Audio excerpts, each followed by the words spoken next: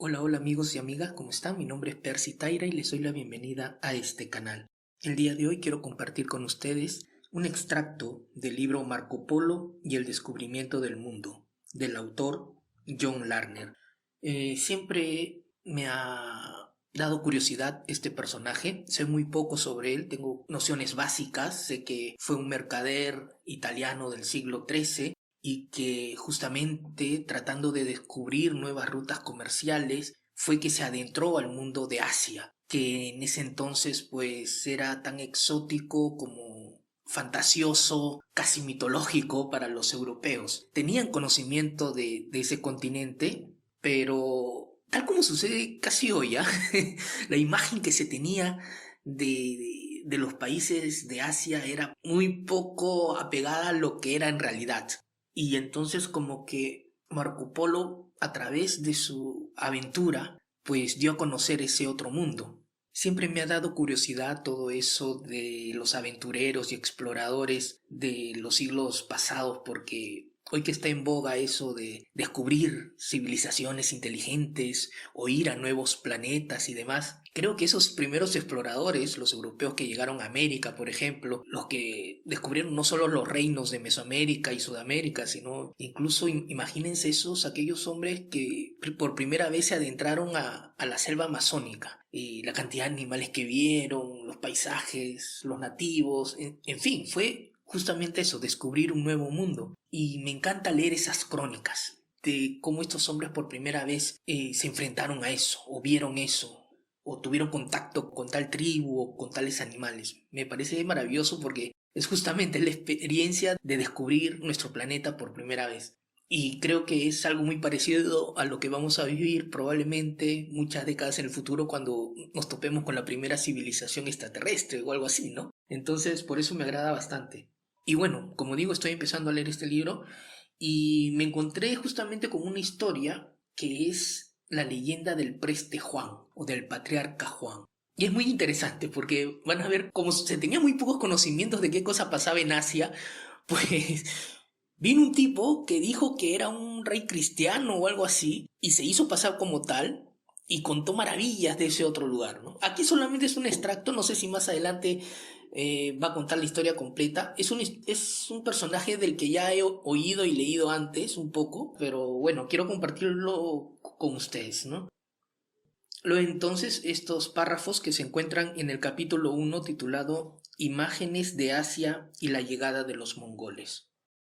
En el siglo XII, la visión occidental de Asia como una tierra de gloriosa otredad se vio ampliada por la visita del patriarca Juan y luego por la leyenda del preste Juan. En 1122 llegó a Roma un hombre que afirmaba ser el patriarca Juan de la India, buscando la confirmación papal para su cargo. Nos encontramos aquí nada menos que frente a un embaucador, que aprovecha hábilmente las esperanzas papales mediante una impostura imaginativa y resuelta. Tanto Odo, abate de San Remigio de Reims, como un relato anónimo independiente, que sobrevive en 11 manuscritos, describen con pasmo reverencial la disertación acerca de la India que el susodicho impostor ofreció ante la curia papal, en la que describía la enorme ciudad de Julna, construida junto al río Pisón y habitada por devotos cristianos, y cómo fuera de la ciudad se erigieron 11 monasterios en honor de los 12 apóstoles, así como la gran iglesia de Santo Tomás, visitada por todos los cristianos de Asia en el día en que supuestamente se le conmemoraba. Esta historia acerca de grandes comunidades cristianas en Oriente se repitió y reforzó 23 años después. En 1145, Otto von Freising escribió que en la corte del Papa Eugenio III había conocido a un obispo de Siria que le contó que hacía poco Juan, rey y sacerdote, un cristiano nestoriano, descendiente del linaje de los magos y que reinaba más allá de Persia, había derrotado a los medos y persas en una batalla. Había evitado avanzar más para ayudar a los cristianos de Tierra Santa solo a causa de las dificultades halladas a la hora de atravesar el Tigris con su ejército. Tomando como base historias de ese tipo, junto con los románticos relatos acerca de Alejandro y Santo Tomás, Un escritor anónimo de talento compuso, algo antes de 1180, la imaginativa Carta del Preste Juan. Dirigida claramente al emperador Manuel Comneno, es una obra que ha sobrevivido en más de 120 manuscritos en muchas lenguas y que disfrutó de un enorme éxito a finales de la Edad Media. En la carta, Juan anuncia que es un rey y sacerdote cristiano que se propone visitar el Santo Sepulcro de Cristo.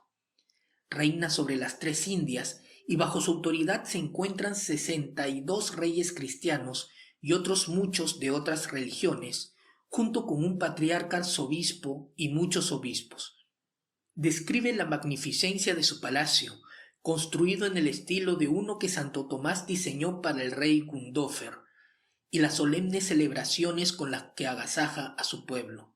Escribe acerca de la prosperidad de su reino, donde emanan leche y miel del río Pisón en el que, como fluye del paraíso, se encuentran todo tipo de piedras preciosas. Habla de sus salamandras, de las abundantes fuentes de la eterna juventud y de que en sus territorios no hay serpientes o reptiles.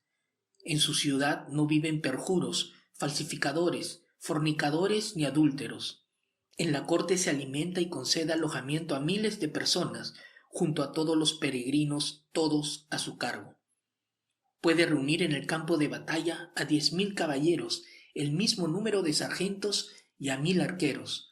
La tierra es abundante en oro y plata, maíz, vino, mirra, incienso y seda.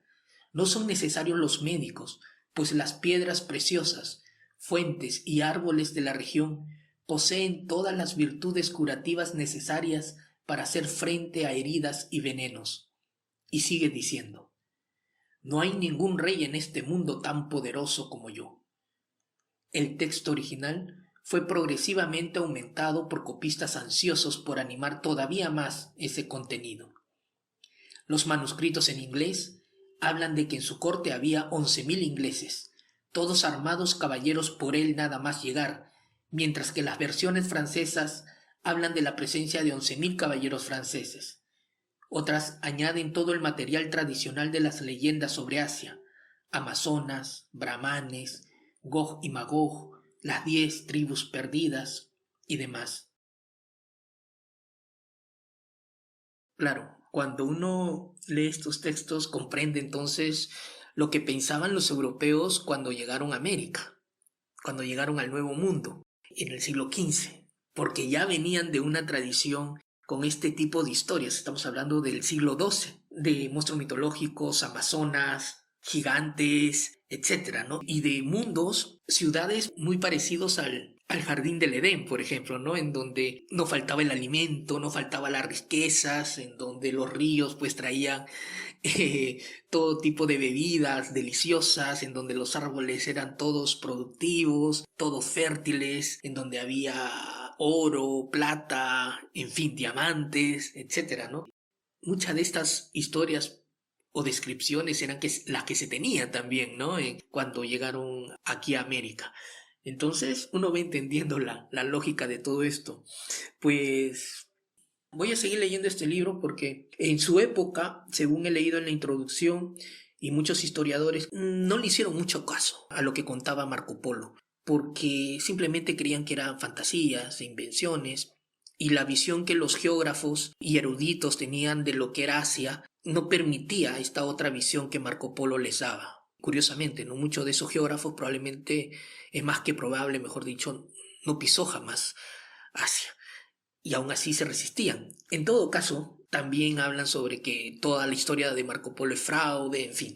Voy a seguir leyendo porque, como digo, me ha interesado la historia de Marco Polo desde hace mucho, y bueno, recién ha llegado el momento, el tiempo, pues, que me ha animado a leer algo sobre su vida.